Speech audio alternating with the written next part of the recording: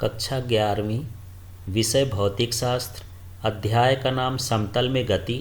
इसमें आज हम सदिश राशियों तथा अदिश राशियों में अंतर और अभिकेंद्र त्वरण की बात करेंगे। तो सबसे पहले इसमें अंतर देख लेते हैं, इनमें क्या अंतर है।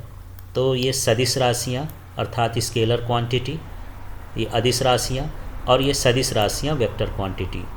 वे भौतिक राशियाँ जिनमें केवल परिमाण होता है उन्हें अदिश राशियाँ कहते हैं, और वे भौतिक राशियाँ जिसमें परिमाण और दिशा दोनों होती हैं उन्हें सदिश राशियाँ कहते हैं। इनका जोड़, घटाना, गुणा, भाग बीज गणितीय नियमों से होता है। इनका जोड़, घटाना, गुणा, भाग सदिश नियमों से होता है। इन्हें घटकों में वियोजित नहीं किया जा सकता है, इन्हें घटकों में वियोजित किया जा सकता है। दो अदिशों का गुणनफल अदिश ही होता है, जबकि दो सदिशों का गुणनफल अदिश या सदिश हो सकता है। चलिए आगे के अंतर में देखते हैं। अभी इन्हें अंग्रेजी के सामान्य अक्षरों से व्यक्त किया जाता है। इन्हें अंग्रेजी के मोटे अक्षरों या अक्षरों के ऊपर तीर लगाकर व्यक्त किया जाता है।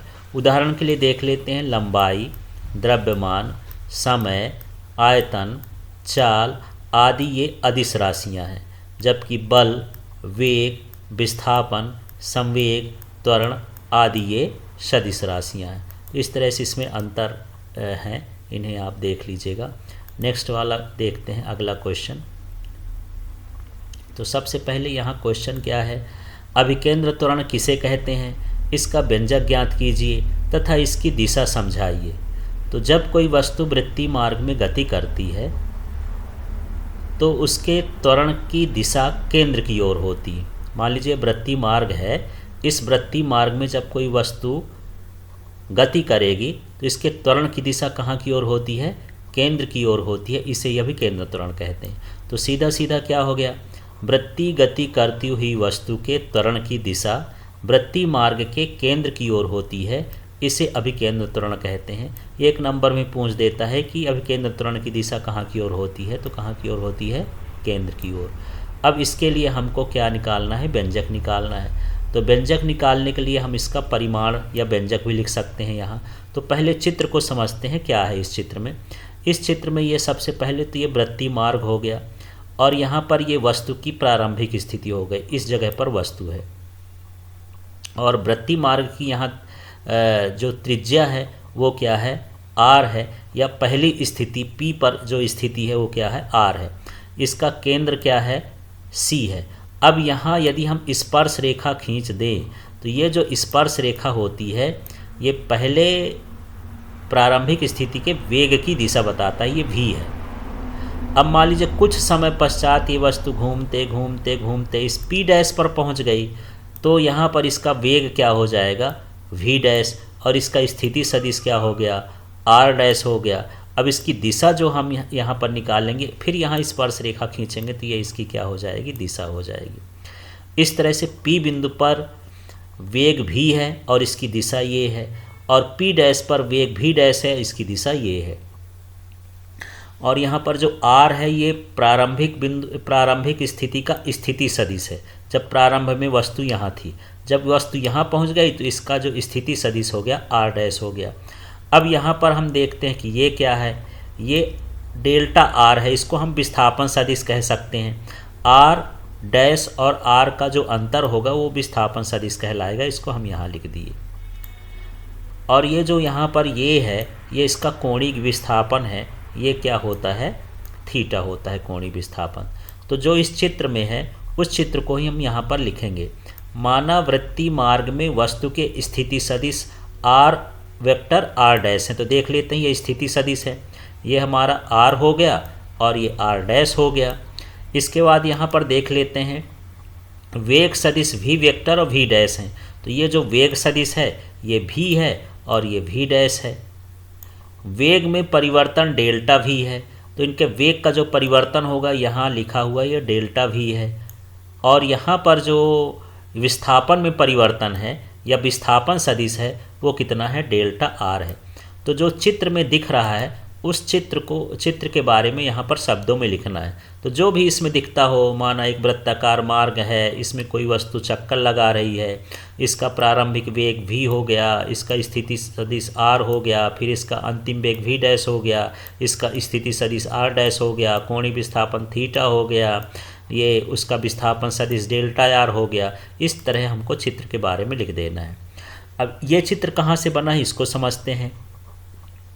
तो यहाँ हमको सदिशों के योग का त्रिभुज नियम लगाना है। तो सदिशों के योग के त्रिभुज नियम को समझते हैं, ये कैसे कैसे त्रिभुज नियम हो गया। तो चलिए, ये हमारे पास v है, ये इस v को, ये जो v वाला है, ये v वाली लाइन को यदि हम उठा के यहाँ रख दें तो ये हो जाएगा v, एक सदिश हो गया, ये वेग सदिश हो गया प्रारंभिक स्थिति का। अब हम क्या करते हैं, ये जो v डैश है ये इधर जा रहा है इस दिशा में, तो इस v डैश को उठा करके हम यहाँ पर रख दिए, इसके पुच्छ से पुच्छ को मिला देना है इस तरह से। और फिर जब हम यहाँ पर ये v निकाले, ये v डैश निकाले, अब इसको हम जोड़ेंगे तो ये क्या कहला जाएगा, डेल्टा v कहला जाएगा। ये इसका वेग का अंतर हो गया, और यहाँ पर जो कोण का मान होगा उतना ही होगा जितना इसमें बना है। तो हम ये देख रहे हैं कि ये वेग के परिवर्तन की दिशा कहाँ की ओर जा रही है, केंद्र की ओर। तो जिस दिशा में वेग परिवर्तन होता है उसी दिशा में त्वरण भी होता है। तो यहाँ पर वेग परिवर्तन की दिशा और त्वरण की दिशा केंद्र की ओर होती है, इसलिए हम इसे क्या कहते हैं, अभी केंद्र त्वरण कहते हैं। चलिए फिर से इस चित्र को रिपीट करते हैं, चित्र समझना ज़्यादा ज़रूरी है।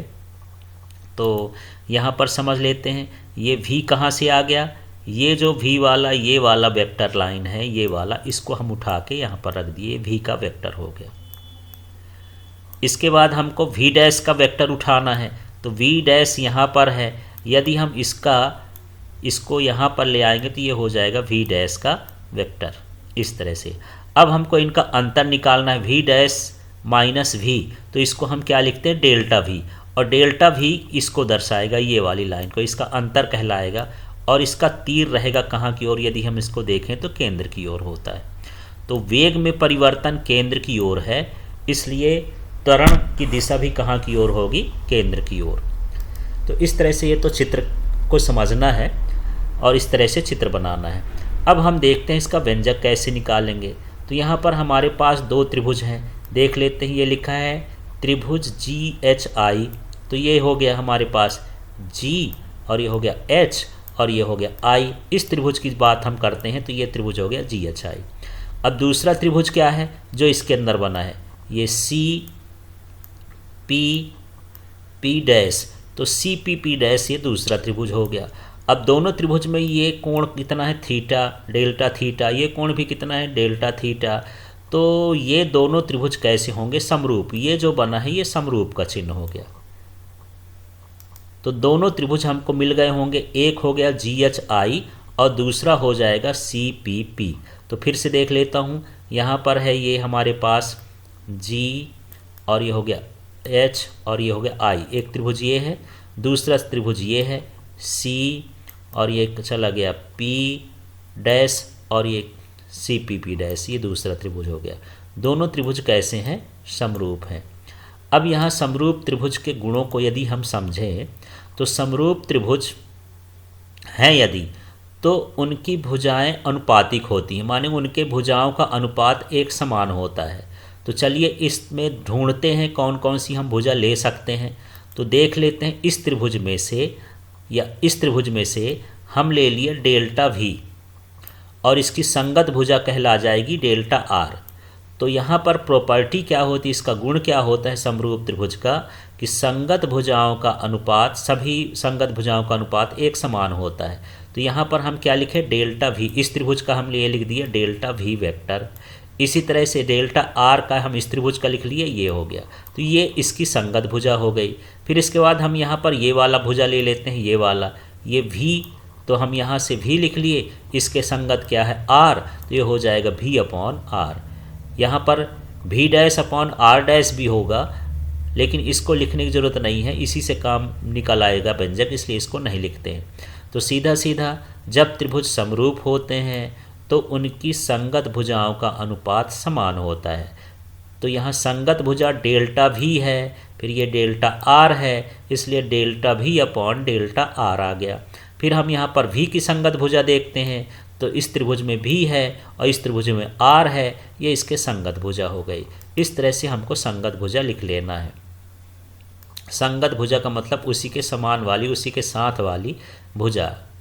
अब हम बात करते हैं यहाँ पर गणित की सीधे सीधे। ये तो समझ में आ गया, ये इसके प्रॉपर्टी से आ गया, इसके समरूप त्रिभुज है, इसलिए यहाँ पर हम संगत भुजाओं का अनुपात लिख दिए। अब यहाँ पर हमको गणित लगाना है, तो कुछ नहीं, यहाँ डेल्टा आर का इधर पक्षांतर कर दिए हैं, तो इधर क्या बचा है डेल्टा भी, यहाँ क्या लिखा था भी अपॉन आर, और ये डेल्टा आर इधर वाला इधर आ गया। तो इस तरह से ये स्टेप हो गया। अगले स्टेप में देखिए, तो अगले स्टेप में क्या हुआ है, ध्यान से समझते जाइए। यहाँ पर हम देख रहे हैं कि मेरे पास ये ऊपर के स्टेप में डेल्टा भी है और यहाँ पर क्या है डेल्टा आर है। इस स्टेप में हम क्या किए हैं, डेल्टा टी का दोनों पक्षों में भाग कर दिए हैं। ये डेल्टा भी के अपॉन में भी डेल्टा टी लिख दिए हैं और डेल्टा आर के अपॉन में भी डेल्टा टी लिख दिए हैं। और वजह ये है कि हमको वेग तो पता है, और वेग बटे समय क्या होता है त्वरण, तो हमको त्वरण का सूत्र बनाना है, इसलिए हम डेल्टा टी का दोनों पक्षों में भाग कर रहे हैं। और किसी भी समीकरण में गुणा करना, भाग करना, जोड़ करना ये कर सकते हैं, बस उसके मान में कोई परिवर्तन नहीं होता। यदि हम काटना चाहें तो कट भी जाएगा ये दोनों। अब यहाँ आगे के स्टेप में देखते आगे क्या हो गया, तो इसको देखते हैं। ये हुआ वेग में परिवर्तन और ये हुआ समय अंतराल। तो वेग में परिवर्तन की दर या वेग बटे समय क्या होता है त्वरण, इसलिए यहाँ पर त्वरण को लिख दिए ए से। त्वरण मतलब एक्सेलरेशन। तो यहाँ पर डेल्टा भी अपॉन डेल्टा टी का मान क्या हो गया ए, इसलिए यहाँ पर हम लिख दिए ए। अब यहाँ भी अपॉन आर लिखा है तो मैं ये लिख दिया भी अपॉन आर। अब ये क्या लिखा है इसको देखिए, फिर से देख लीजिए, इसको देखिए, delta R upon delta T. तो डेल्टा आर का मतलब होता है विस्थापन और ये है समय। तो विस्थापन बटे समय क्या होता है, ये वेग के बराबर होता है। Delta R upon delta T का मतलब क्या हो गया विस्थापन बटे समय, और विस्थापन बटे समय क्या होता है वेग। तो इसके स्थान पर हम क्या लिख दिए भी। तो इस तरह से यहाँ पर अब देख लेना है कि ये बदल के क्या हो गया ए और ये वाला बदल के क्या हो गया भी। अब आगे के स्टेप में देखते हैं कि ए की जगह तो यहाँ ए ही उतार दिए, अब ये भी का गुणा होगा तो भी स्क्वायर अपॉन आर आ गया। इस तरह से अभिकेंद्र त्वरण का ये सूत्र आ गया ए बराबर भी स्क्वायर अपॉन आर। अब उसमें पूछा था कि इसकी दिशा कहाँ की ओर होती है, तो अभिकेंद्र त्वरण की दिशा वृत्तीय मार्ग के केंद्र की ओर होती है, क्योंकि वेग का परिवर्तन केंद्र की ओर होता है। वेग के परिवर्तन की दिशा कहाँ की ओर होती है केंद्र की ओर। तो इस तरह से इसको सवाल करना है, ज़्यादा डिफिकल्ट नहीं है, बस इसको समझेंगे, चित्र बना लेंगे और सीधा सीधा इनको समरूप करके हमको निकाल देना है। धन्यवाद। शेयर करिए, सब्सक्राइब करिए।